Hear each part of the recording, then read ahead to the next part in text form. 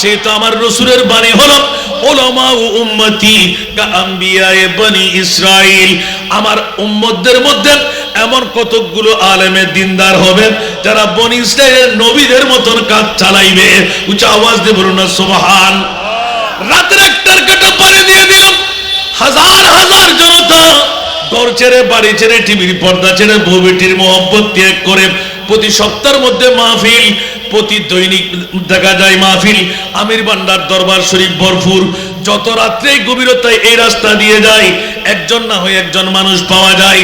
ভিতর মিকে যখন চোখ পড়ে শত শত হাজার হাজার মানুষ জিয়ারতগার মধ্যে দাঁড়িয়ে আছে, বসে আছে, জিকিরের মধ্যে মতোয়ারা হয়ে আছে। জিজ্ঞাসা করলাম, শাহ আমির বান্ডার মামলা কি?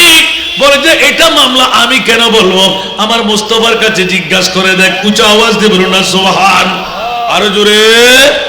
এটা আমার বাণী না, আমার মুস্তাফার বাণী রয়ে গেল।